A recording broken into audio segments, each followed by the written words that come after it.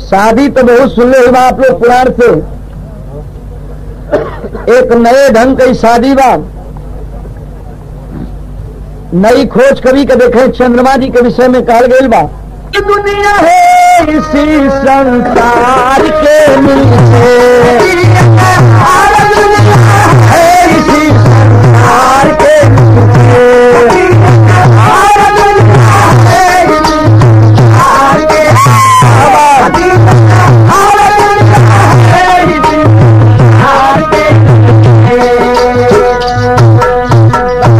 गनवाद के चाँद के नूर की चर्चा चली आती जमाने से, नूर की चली आती जमाने से, नूर की चली आती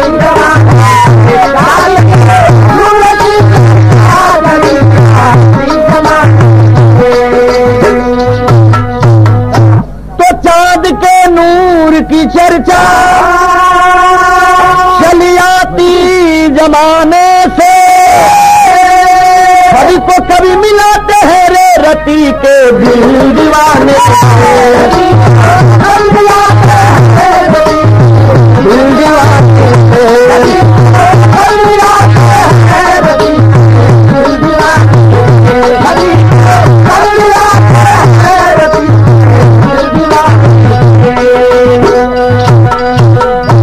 बात तो समय के बाद कि जहां में चांद के सौंदर्य का प्रसार हुआ, जहां में चांद के सौंदर्य का प्रसार हुआ, मैं खुशी में दक्ष राज मन विचार हुआ, कली न हो नहारी तो रिश्ता मैं बनाऊंगा, ठीक रोहिणी की शादी चंद्र से रचाऊंगा, दिगे न दक्ष राज जी ससुर का भाव लिए, धन से चाँद पास चल पड़े प्रस्ताव लिए। ए भैया, दक्षराज के बिटिया रोहिणी जब सयानी भई, सोचले कि बिटिया के शादी करे के चाहिए, ये अपने समाज का हमेशा का परंपरा बा। बिटिया सयान भइले पर बाप चिंतित होइबे करेला शादी के लिए, वैसे ही दक्षराज योग्य वर के तलाश में निकल पड़े। तारीफ पे बात बा कि रोहिणी इतना सुंदर रहल कि कहीं ओकरे जोगे बड़े न बैठे, परेशान हो गए। लोग कहलन दक्षराज से कि आप चल जा चंद्रमा जी के पास, दुनिया में सबसे सुंदर हुए होंगे। जब गईलन दक्षराज चंद्रमा जी के देखलें तो वाकई लोगन के बतावे के हिसाब से बहुत ही सुंदर दिखाई पड़ना, उनके पसंद हो गए भैया। दक्षराजा जी महतना है घराने से, रखते थे मदन मन चाँद को दामाद पाने, दामाद पाने, दामाद पाने।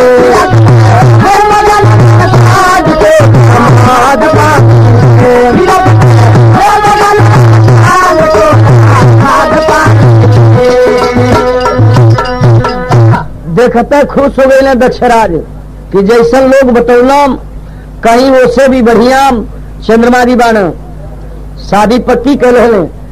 तो दक्षराज कल्यादान अरे रोहिणी के करीले, चंद्रमा से शादी गई रचाय, और ध्यान से बृहस्पति गुरु शादी करवले, रोहिणी गईली ससुरे में आय। शादी करा दिल, बृहस्पति गुरु चंद्रमा जी का गुरु रहलो, शादी हो गई रोहिणी और चंद्रमा जी का। अब दुल्हन बन के, नई नवेली दुल्हन बन के रोहिणी ससुराल चलल। तो यहाँ एक लाइन तर्ज बा, और वह तर्ज भैया बतौलन के लाली रे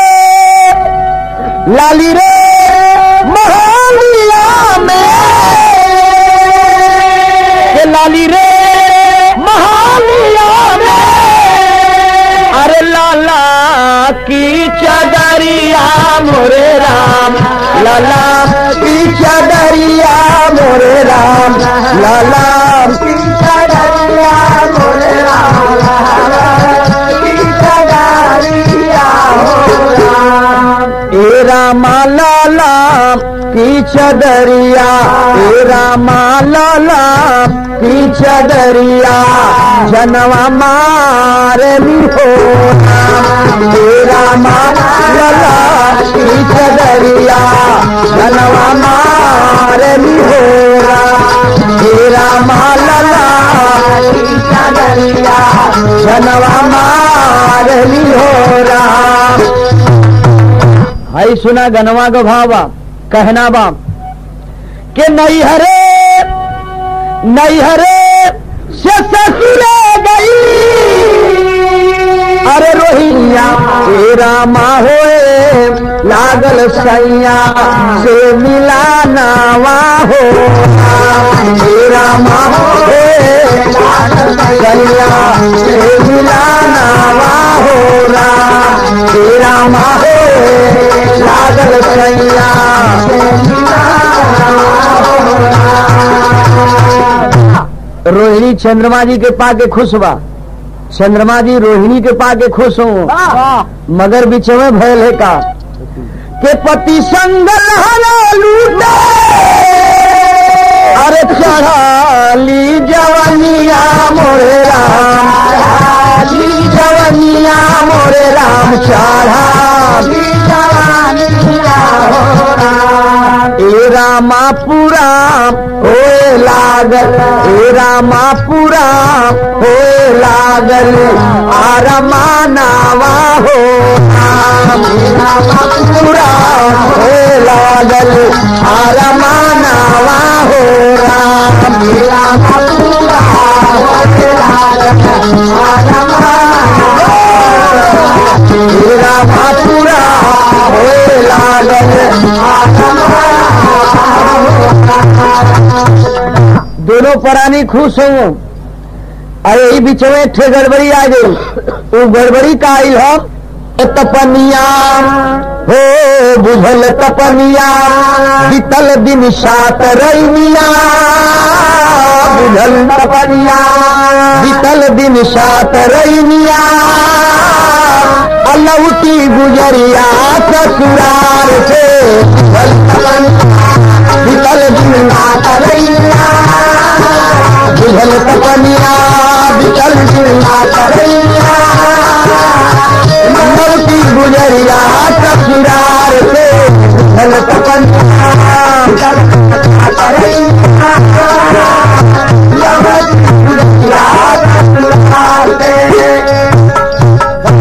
सातों दिन के बाद मेहरारू नैहरे चल गई। और जब नैहरे चल गई मेहरारू तो चंद्रमा जी का दशा भई कि भैले निशापति व्याकुल, अरे भैले निशापति व्याकुल, पत्नी के प्यार बिन मनवा मशोषण लागा, रोहिणी दीदार बिन याद आवे रनिया, तब याद आवे रनिया, दक्ष की चले रजधनिया, और राही कला धरी बेकरार से,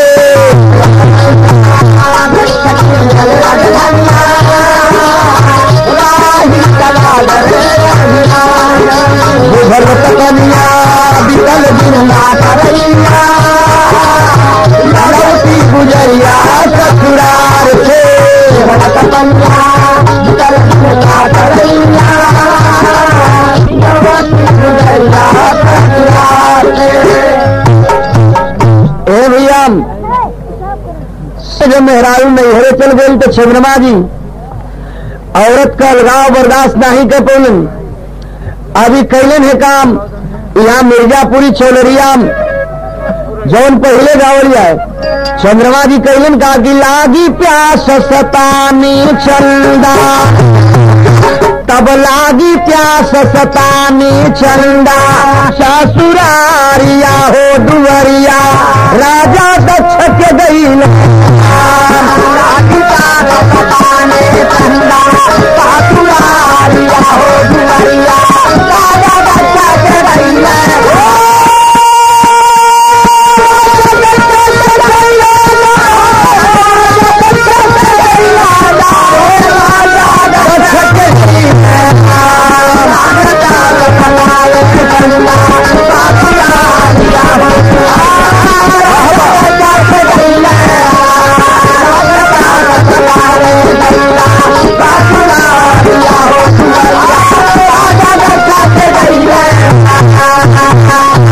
2 रुपया पिछवे दुल्हन का पीछा पकड़ ले ससुरारी चंद्रमा जी। बिरह खाना तनिक सहाय शर्म तज ससुरारी में आए। सखी सम्मान स्नेह से सखी सम्मान स्नेह से शाली करे घेर के जीजा, शाली करे घेर के जीजा से चिकारिया हो तुअरिया राजा दक्ष गई हाई सुनाम। चंद्रमा जी ससुरारी पहुंच गई न। और जब ससुरारी गए न, ये अमूमन देखल जाला जब पहली बार आदमी ससुराल जाला तो लोग पानी वानी पिया के हर जाला, ज्यादातर औरतें घेर ले ली।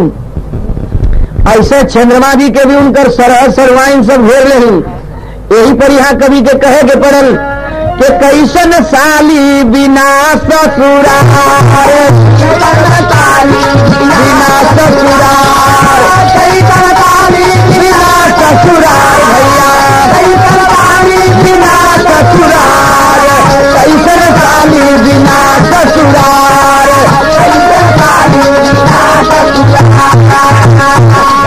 बिन साली ससुराल न भावे, अरे भावना बिन लहुरा सार।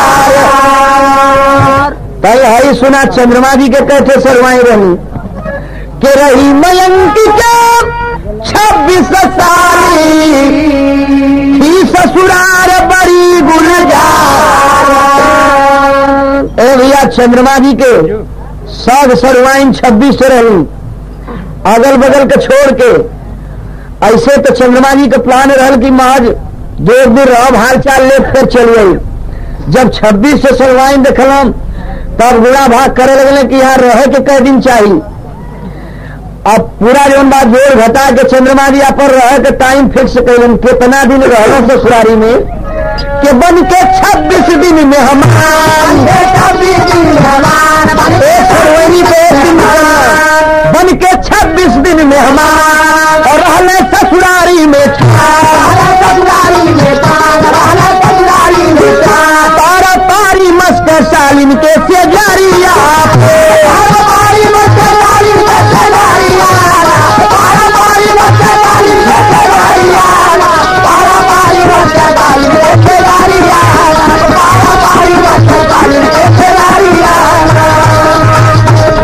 छब्बीस दिन रह के चंद्रमा जी अपने 26 सरवैनिन के देख गए। कहल गल बा 3 छुपाए ना छुपे चोरी हत्या तो दक्ष राजा गई जान, मन में भारी किए गलान, और भंख लागे राजा अपने ही लचारिया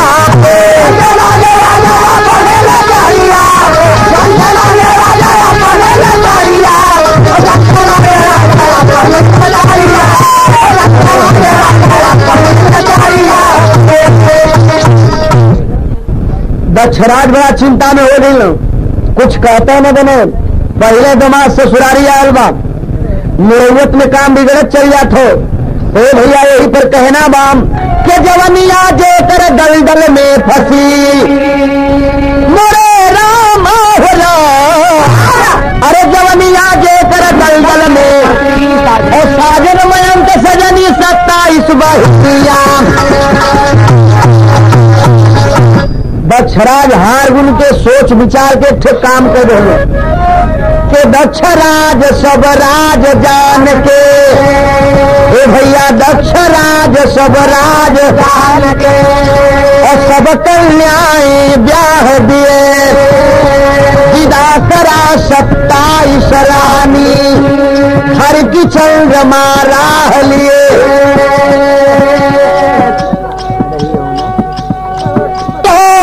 रोहिणी हर दमा जिसके संग रतिदान करे लगी तड़पने 26 रानी उनका तनिकन ध्यान करे।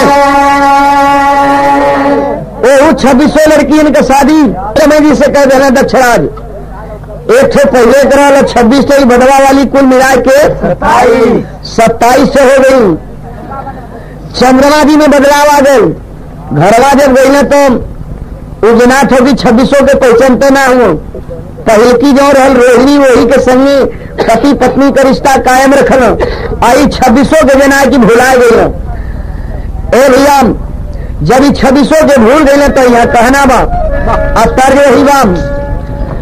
एक थे सहेली दूसरकी से कहा दो कि करे सुनलिए कि तोर लकड़वा में लेतरी भर्ती हो जात हम।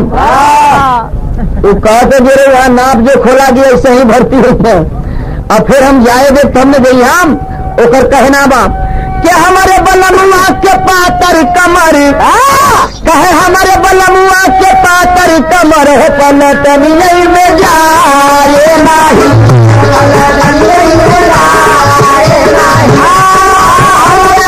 बलमुआ के पातर कमर पलट नहीं जाए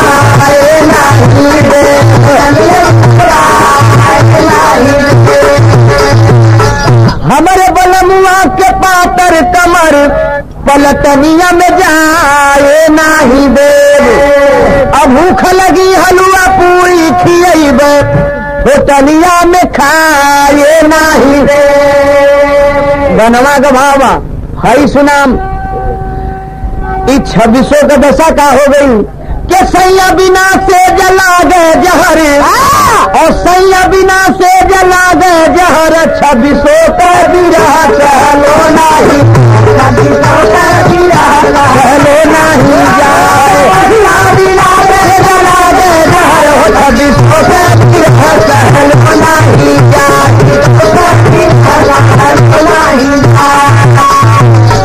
और सैया बिना से जला गए जहर 2600 का बिरह सहलो नहीं। और माटी में मिल गई जवानी उम्र सजना बिन अकेला रहलो नहीं रहलो नहीं रहलो नहीं जाए रहलो नहीं जाए सजना बिन अकेला रहलो नहीं जाए। 2600 बेचारी परेशान हो गई का करें समझ में ना आवत बा।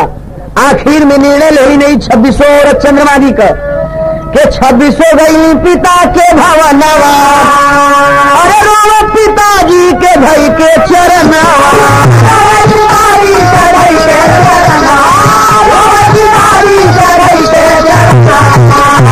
और बतिया सुनत बही गई कहर बिटियन का बिरह सहलो नहीं सहलो नहीं जाए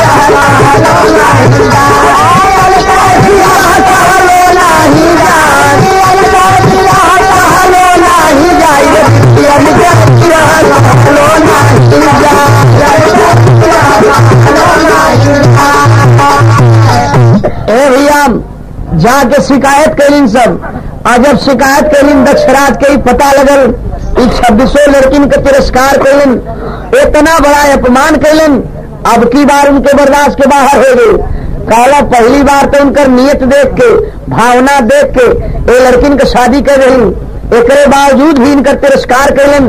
अब सहाय ना हमसे हई सुना ससुर दमादे पर नाराज हो गए।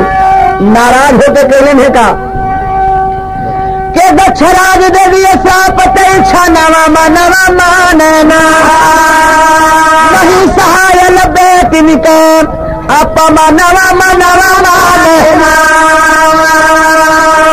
दक्षराज श्राप दे दिए शांति दिया 6 के रोगी हुए चंद्रमा उसे रोग का भय उनके के 6 के रोगी हुए चंद्रमा सुंदर ताई हो छीन होले लागल गई एकदम मुरझाई हो अरे लगा कि अब न बच पाई पर नवा मनवा माने अब 27 रानी करे रुदनवा मनवा माने। देवी दक्षराज उसे चंद्रमा जी 6 करोगी हो गए। ऐसा लगल कि बची है नाई मर गई है। अब 2700 औरतें जो हो परेशान हो गई।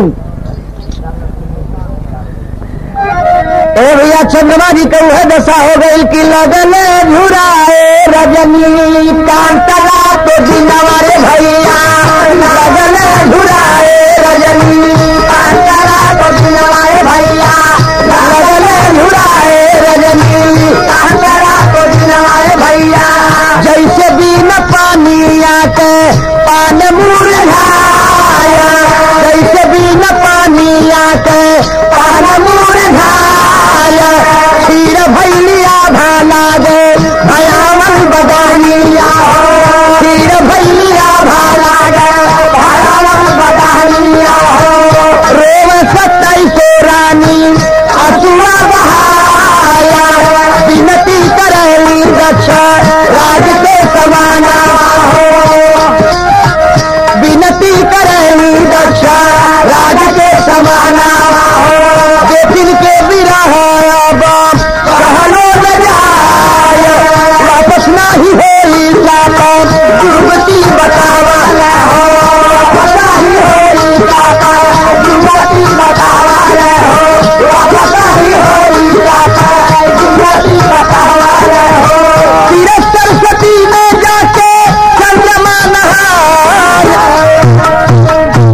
इस 2700 लड़की पहुंच गई ओदा तो 26 गई लेकिन अब की बार 2700 पहुंच गई काली की बाबू अपन श्राप लौटाला कहला की वाह वाह कबो श्राप दिवावे आ जालू कबो श्राप लौटवावे आ जालू लोगन ई कौन नियम बा तू लोगन का काली की ए बाबू भला हो बुरा हो चाहे जैसा भी हो मेरा पति मेरा देवता है ई विधवा के जीवन जिए से बढ़िया बा कि सुहागिन बन के जिए जाई भले ही हमारे पति ने बोले है मने से श्राप लौटाला कहला कि श्राप तो ना लौट सकला उमन कोनो संशोधन तो ना हो सकला हम एक ठे उपाय बाम जा कहना तीरथ सरस्वती में जाके चंद्रमा जी स्नान करें उससे श्राप पूरा खत्म तो न हो गई आधा कट गई महीना में 15 दिन के लिए श्राप लागू रही और 15 दिन के लिए श्राप से बरी हो गई है वो बात आज तक लागू बा बड़ी खास बात पाएंगे देखें होता क्या है चंदा रसिया राम चंदा रसिया ए बाबू चंदा रसिया अरे पहले तीरथ के पया नवा हो चंदा रसिया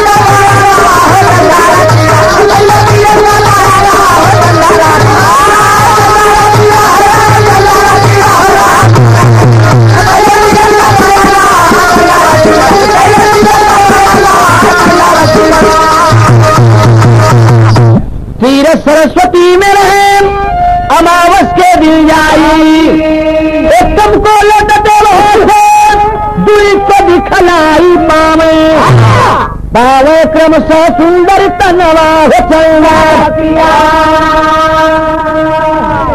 ए भैया देखें पुरस्कार ₹2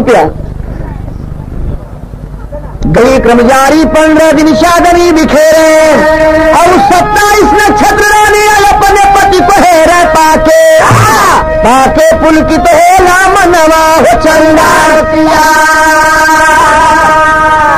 उस 2700 नक्षत्र हो गए सब उनकर औरतें एक बाद इतने नाम चंद्रमा जी में और गड़बड़ी रहल गौतम ऋषि की नारी हियाम केसन दगा कमाए धान कमारे वृक्षानो मुनि वही सब दिखलाए बाटे वेद में बयनवा हो चंदा ए भैया एक बेर के बाद बाम उनकर गुरु रहना बृहस्पति गुरु आपन औरत बच्चा सौंप के उनके यहाँ कहला कि देखा जाते तीरथ करें आई तली आ जा तीरथ करें वे बृहस्पति सौंप के अपने नारी तो गुरु जी की नारी के संग धोखा कहीं भारी पैदा कर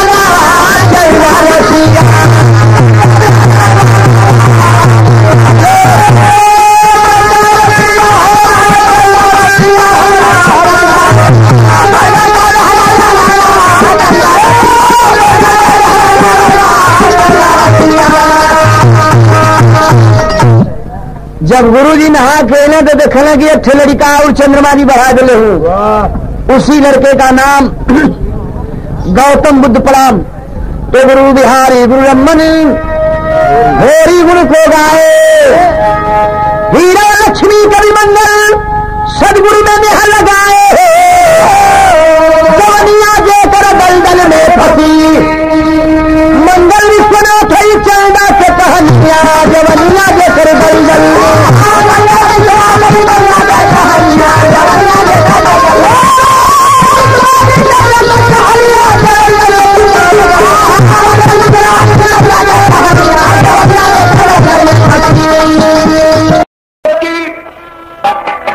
प्रभात सूर्य सस की सिमट क्यों न जाए, पड़ जाए तब्दील झिलमिल सितारे, उलट जाए अवनी पलट जाए अंबर, मिट जाए दरिया के चाहे किनारे, मिटे सिंधु सरिता का संगम अनोखा, मिटे चाहे पर्वत हिमालय की हस्ती, मगर श्राप संतों का मिटता नहीं है, उजड़ जाए दुनिया या बस जाए बड़ी।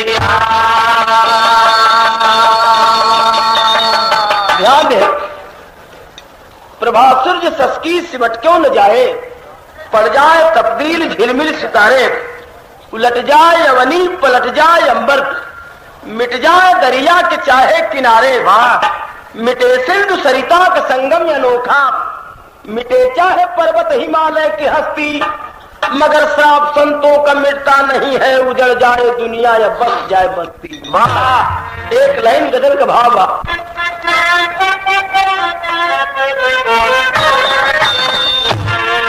तरह जो है बाप आपका जानल कि जब तू ही न होगे तो वफा कौन करेगा।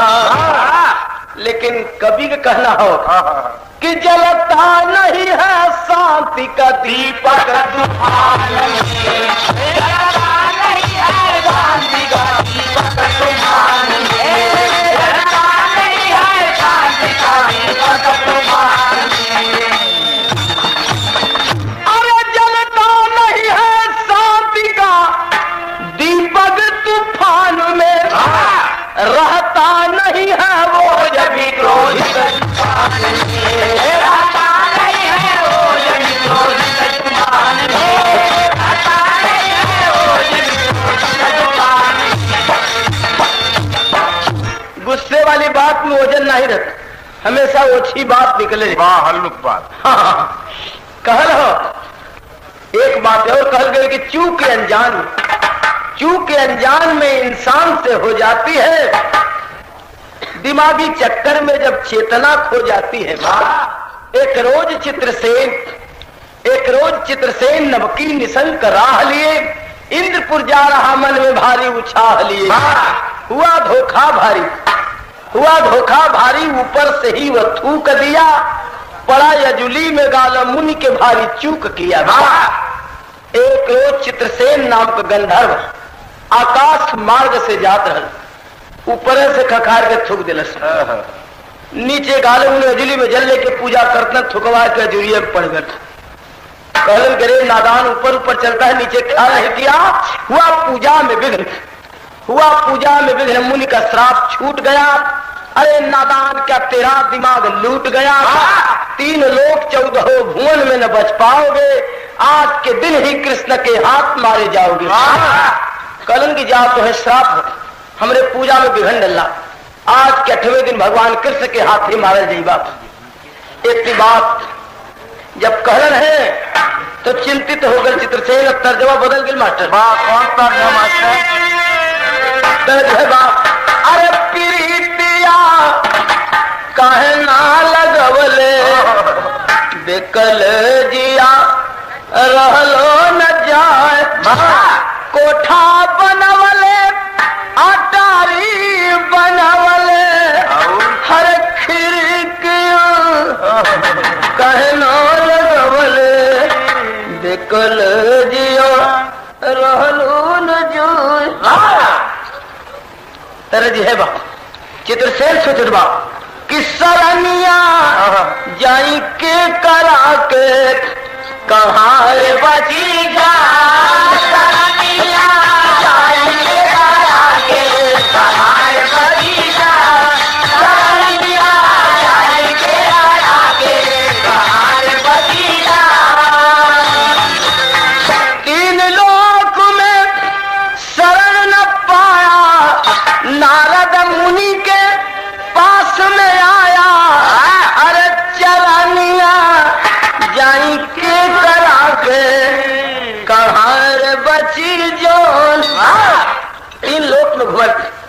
लेकर दरवाजे दरवाजे जा करके आवाज एक बार हमारी जान बचा, हमके कृष्ण मार के हमके श्राप लगल बाप। जहां जाए लोग यही कहे कि अरे भाई जब तुम्हें कृष्ण मारे तो बेड़ा उठा लेना, तो जे तुम्हें बचाई होकर कृष्ण से बुराई लेना पड़ी, तो केहू ना नहीं बुराई कृष्ण से, तू आगे बढ़ा। केहू शरणनाथ तो आ गल नारद जी के पास, पैर पकड़ के रोने लगल। नारद जी कहला कि छोड़ ना गुणवा, हर ताला के ताली रख ले, जो ने ताली से जो ताला खुली खोल दो, तू अपन समस्या बतावा। कहलत कि महाराज समस्या इतने बस 60 में समझना, टाइम कम हमारे पल्ले हो। भगवान कृष्ण हमके मारे के बेड़ा उठौले बन गारो मुनि के श्राप लगल बा, 8वें दिन कृष्ण मार दिए, 8 दिन में 4-6 दिन बिगड़े, 21 दिन जिंदगी जाए में रह गल। हमार जन्म बचाला, बस इतने बात हो। कहलन की सहजे उपाय बा, तरह जो है बा कि पितरी कली आया नथुनिया बोलम, सुन के चित्र से न कर गलनिया बबुआ, हंसी के बोले नारद जी बचनिया बबुआ, हंसी के बोले नारद बचनिया बबुआ, के बोले नारद बचनिया बबुआ, के बोले नारद। याद है कहलो कि जैसे डर हो दुनिया में, जैसे डर हो के बहनोई से भेंट करी, सार हमेशा बहनोई के दबाव में रहल, तब पांडवों के सार है मदन मुरारी, अकाल मुनि नहीं का परम पुजारी, बिन पांडव न राखी कोई जीवनिया बबुआ, चली जा हस्तिनापुर रजधनिया बबुआ। तो कृष्ण तोहरे मारे के बेड़ा उठे हो, तो कृष्ण का बहन सुभद्रा अर्जुन से भी हलवा, तो पांडव लोग के हो तो कृष्ण का बहनोई लगन। एह नाते वो लोग चाहे तो तोहर मना बचा सकलन, कृष्ण के मना सकलन। कहलस कि महाराज बड़ी सच्ची उपाय बतौला, पहुंच गए हस्तिनापुर, जाके पांडवन का दरवाजा खटखटा दिल। नकुल दरवाजा खोल के देखल गलन तो बड़ा सुंदर मलई बा, लेकिन चेहरा उदास बकला। तो क्या हुआ? कल भैया नाचे गावाला गंधर्व है, इंद्रपुर जाकर ली, ऊपर तो थूक दिली, गाला मुनि गजरी पड़ गल, लेकिन अनजाने में हमके श्राप दिलन और कृष्ण हमके 8वें दिन मार दे, तो हमारा जान संकट में पड़ल बा, हमारी जिंदगी बचाला, हम शरण में आ रही। कहत बा लेकिन तर्ज बदल गई, तर्ज है बा कि कोनो दो नहीं रहे। पहले ससुराल बोले लौट के आई तो बड़ा उदासल है, अगर भौजाई पूछलस कि अरे कुंडा मिलल दौरा, भौजाई पूछलस कि बड़ा उदासल का बात बताओ। कहत बा कि कुंडा मिलल दौरा मिलल सुहागवा मिलल रे भाऊजी, रतिया से जरिया पन्नी दियो न आवे, मऊगो मिलल रे भाऊजी। यह तरज बा, लेकिन गाना के भावा अरे चित्रसेन तुम नकुल से बोला, सराहना वाला खाए वीरवा, असार तुम्हारा मुरारी हमारे परना वाला खाए वीरवा,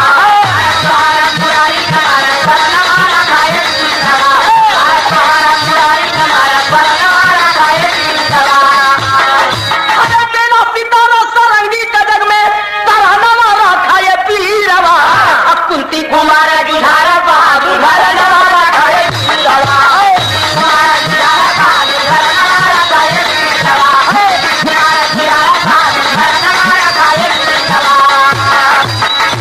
हमार जान बचाला, हम शरण में आली। नकुल कल घबरा जी, घरे में तनी बड़ बड़ आदमी हो पूछ ले तो बताई।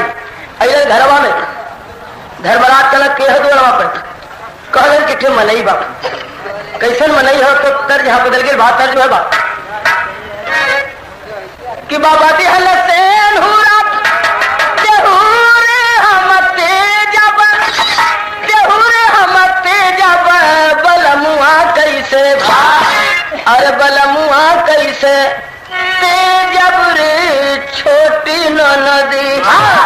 यह तरज बले के गाना के भाव नकुल बताओ लगल कि भाऊजी के भैया का, भाऊजी के भैया का मतलब समझला कि सुभद्रा के भाई कृष्ण का मुदई बाप दोहरावा पर जो आयल बाप, भाऊजी के भैया का बन के मुदाइया, बन के मुदाइया, आयल बायक, अरे आयल बायक नचनिया हो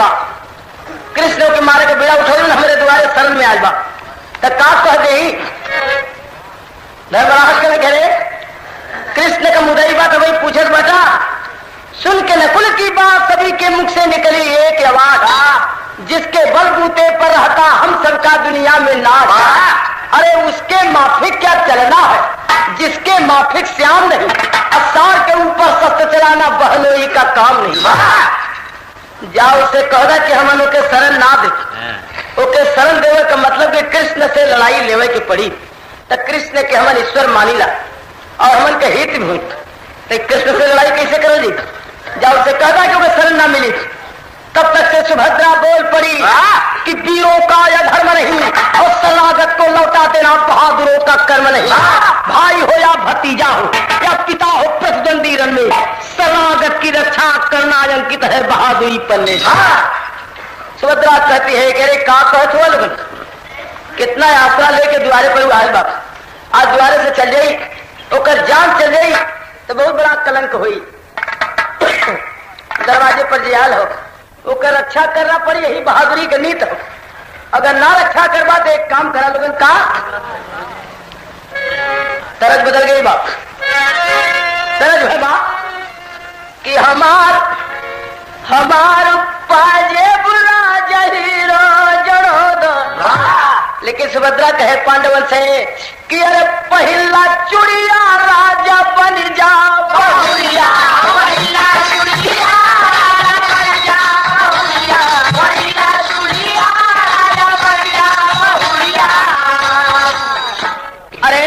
भेष बदल लो आती हूँ रण में मैं सबको दिखारी अरे पहला सरिया राजा बन जा बहुरिया पहला चुड़िया राजा बन जा बहुरिया पहला चुड़िया राजा बन जा बहुरिया पहला चुड़िया राजा बन जा बहुरिया चूड़ी पहला साड़ी पहला लोगन भेष बदल या तो मनई का रक्षा करब नहीं तो अपन लोगन भेष बदलना और एक बात है समझला तो हम लोग ना जाइबा तो हम जाबे आज रक्षा में उकरे आज लौटावल ना जाए द्वारे से अब कह के सुभद्रा निकल पड़ती है कवि के लिखे के पर अरे लड़ाई भैया बहिनी में हुई और एक कवर चली सुभद्रा एक कवर कुंवर कन्हाई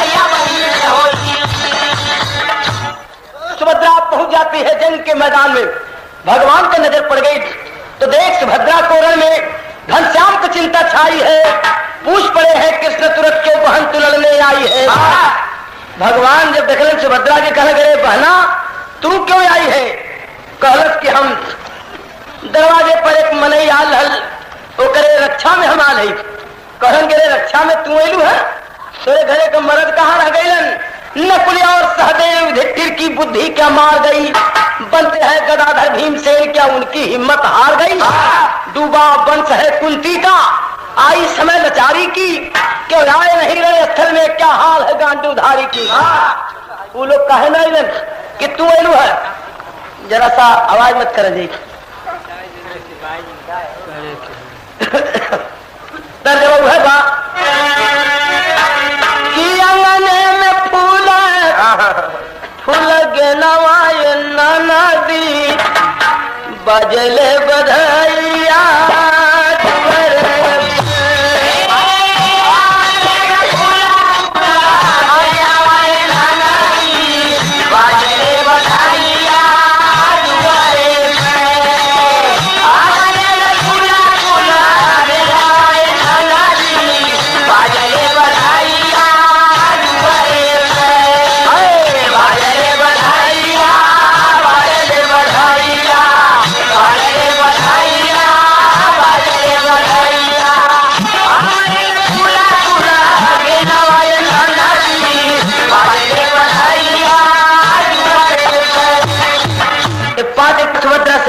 कि कैसे मारी तोरा हम जान रे बहिनिया टूटे न कन्हैया रखिया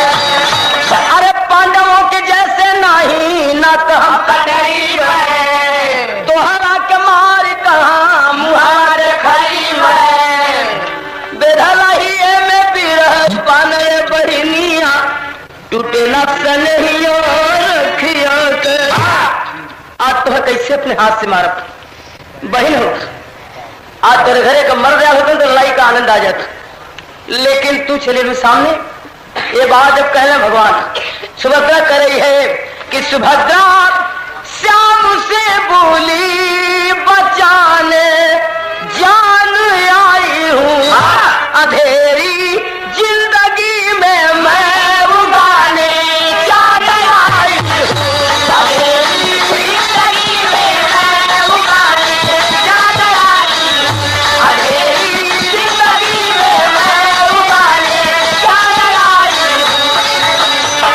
कह रही है कि भला है कौन बहनोई चलाए सर जो साले पर इसी से वो नहीं आए निभाने सान आई हूँ अरे भैया तेरे मोहब्बत में मेरे घरे का मर्द ना आए लेकिन हम आए हैं एक बात याद कहना तत्व की बात कहती है कि आप कर्म योगी है कर्म पे आ जाइए और छोड़ दीजिए रिश्ता भुलाकर जगत के रिश्ते तोड़कर बहन की ममता चलाओ चक तू मुझ पे चलाए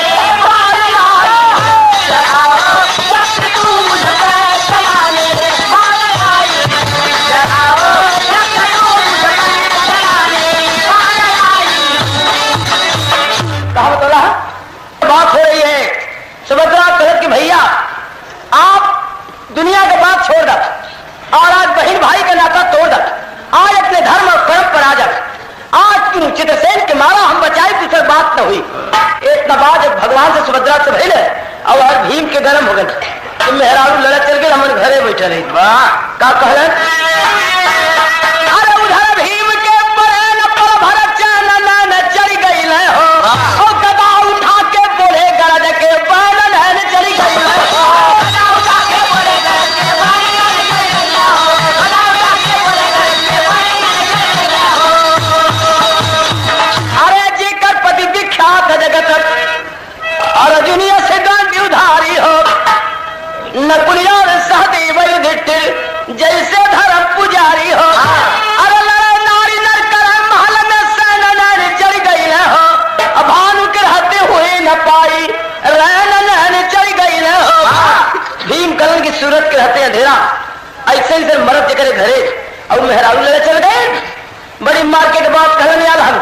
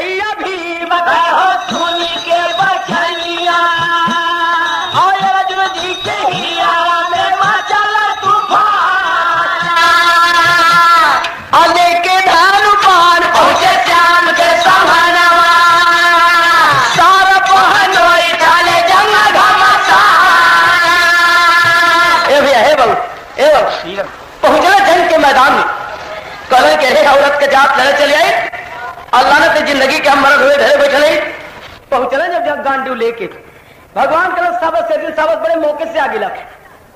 आप मजा आई, तू चित्रसेन के बचाया और हम मारत। तब ले नारद जी कल तो बड़ा गड़बड़ ताली लग गई। कृष्ण आदि में लड़ाई हुई तो अनर्थ हो जाई। एक ही बचाना पड़ी, हम ही लगौले ही तो हम ही बचाई। कैलन का कि हमारा नारद बाबा पहुंचे पुष्करणी किनारे, बोले मच्छर मारा बरबरी कसे बोया। नारद जी पहुंचला पुष्करणी नदी के तीर, बरबरी के नाम का मलाह मछली मारकर कहना के भैया अरे कब मछली मरबा, संसार में जयाल होके जाएगा।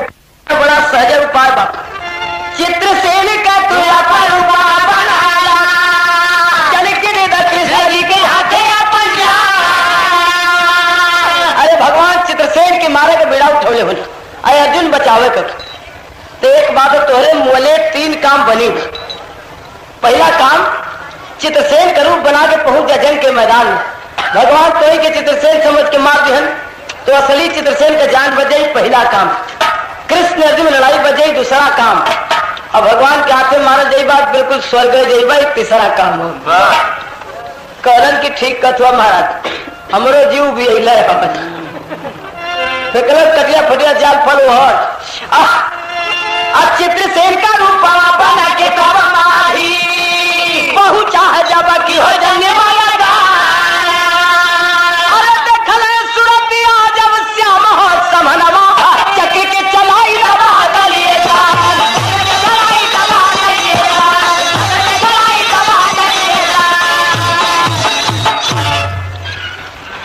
जैसे ही माझी चित्रसेन के रूप बना के पहुंच गए जंग के मैदान में। अब भगवान जब देखले नजर से तो झटके में चक्र चला दे रहे, वही माझी गर्दन कटल गिर गई जमीन पर। तो कहन भगवान के लड़ने की जरूरत ना बा, चित्रसेन के मारे कर मार दली कमवा हमार हो गए। लड़ाई तो जो निकल चला यहाँ से घुमरन भगवान चले के लिए। तब ले अर्जुन आवाज दे के महाराज कहाँ भागल का कहे, अरे कहे पार्थ है साथ, कहे पार्थ है साथ, फार के अंगूरी सुधा पिया मले जहां निर्दोषी बेचारा। वही माझी के जिया मले जहां निर्दोषी बेचारा, वही माझी के जिया मले जहां निर्दोषी बेचारा, वही माझी के जिया मले जहां निर्दोषी बेचारा, वही माझी के जिया मले, वही माझी के जिया मले जहां निर्दोषी बेचारा, वही माझी के जिया मले जहां निर्दोषी बेचारा। ए महाराज अरे जानकार हो कैसे गलती के लाभ त्रिकाल रसी हो करके अंधाय से चक्र चलवला हो, नकली चित्रसेन के मार के कितना नाम बढ़वला हो। चुकर अपने हाथ का कमाई कुछ बना मल जानी रे दोषी बेचारा, वही माझी के जिया मल जानी रे दोषी बेचारा। अर्जुन कलर महाराज वो असली ना हो नकली हो, कहाँ भागे जाला देख लो कि भगवान घूम के देखलन तो सच हूं ये तो दूसरा बात कहलन के रे ये तो धोखा हो गया, ये नकली हो तो असली वाला कहाँ गया। नारद जी कहलन की नारायण असली की मत खो जाए। वो अब नंबर घड़ी टल गई, 8 दिन का टाइम ही है और 8 दिन पूरा हो गया, सूरज ढल गई। अब नंबर 8 दिन पूरा हो गया, अब मरी ना हो गए, मरे का टाइम खत्म हो गई। पहली बात। दूसर बात कि महाराज आपको का बतिया रह गई, चित्रसेन के रूप का हनन हो गया। आपका भी बात रह गई, आपका भी प्रण रह गया। चित्रसेन के रूप का हनन हो गया आपके चक्र से, आप कोई बात रह गई ना, शरीर चित्रसेन भी बच गए। अब एक काम बाकी हो कहे का अरे नकली है तो तुम्हारे गलती से मर रहे चिन्हला ना मार देला, एहू के तुम्हें जियावे के पड़ी। भगवान कर बारे नारद जी अरे जौने ताला में ताली लगला इतना वो ताला के खोल देला तू। चित्रसेन को जिंदा किए कृष्ण भगवान हो, बराबरी को बराबरी महाभारत के दरमियान हो। अरे भगवान के हाथ है अपन मुक्ति सजवल जहां निर्दोषी बेचारा,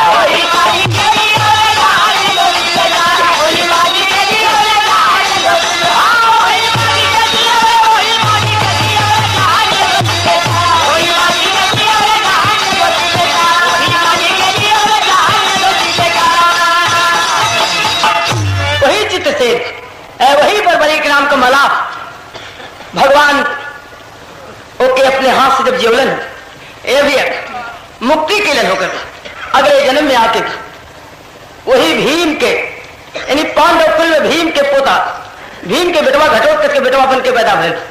वही बर्बरी बड़ा वीर था। दूसरे जन्म में भगवान को के मारे के पड़न दूसर के के मारा वाला नहीं बड़ा बलवान है। तो हरि अनंत हरि कथा अनंता गुरु गए गाई राम